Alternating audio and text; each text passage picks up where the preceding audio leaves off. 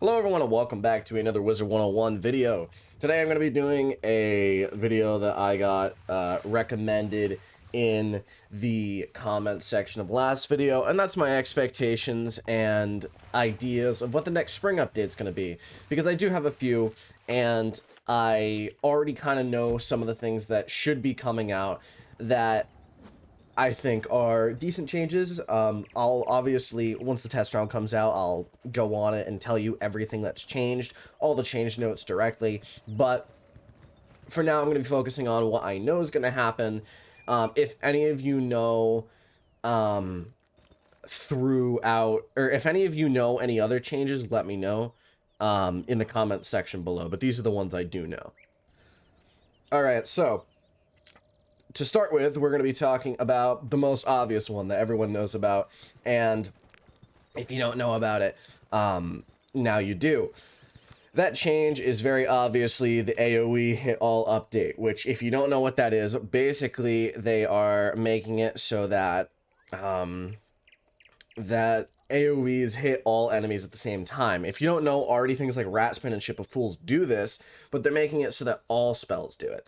So I'm going to show you here, I have a little crop of a video that someone's made with the teaser. You can see that hitting 4 enemies at the same time with Fire Dragon. Scarecrow here, one of my favorites.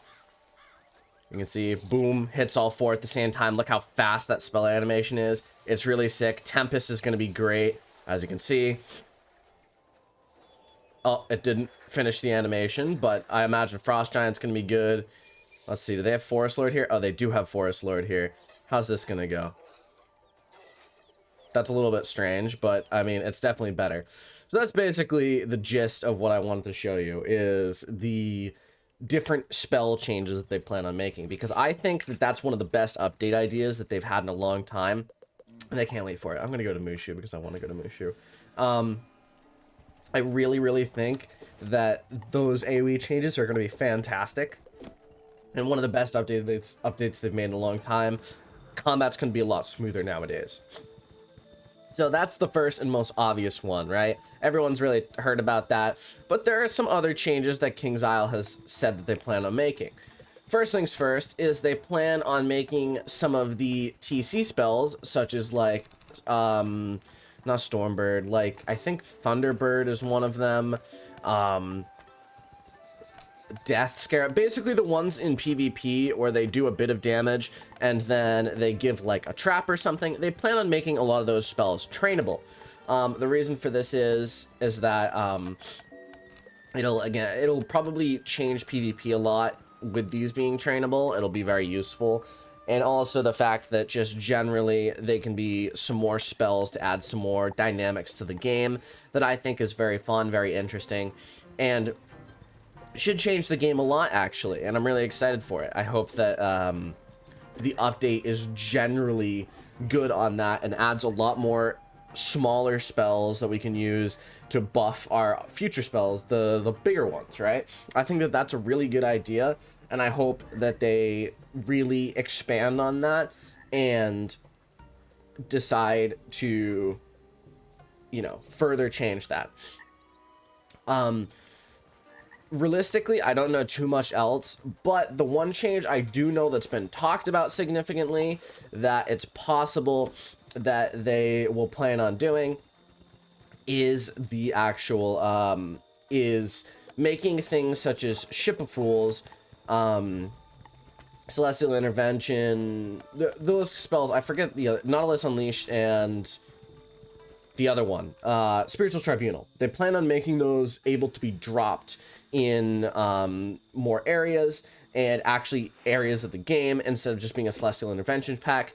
This is news for Death, because Death is going to suddenly be able to get Ship of Fools, and all of a sudden Death is going to be one of the best schools to ever play, because of the fact that you can get it at, you know, you don't have to spend $100 to get Ship of Fools. You can just get it, right? So that's the basics of what I know. But real quick, I'm going to look up and see if I can find any more information. But those are the things I know for sure are happening. I'll be back in a second. All right, I looked at the last KI Live update notes, and really the only thing I expect we'll find is the fact that those trainable spells I mentioned will have spell elements that can be upgraded, and they plan on making it so that free-to-play players can access this, so accessible by all players, which means, in my eyes, that they're going to try to make these significantly easier to get than camera focus than certain spell elements have been. I can see it happening in a way that people are actually happy about. So hopefully that comes to fruition. The other thing that I would like to mention is the fact that they're updating a lot of crown gear to 140.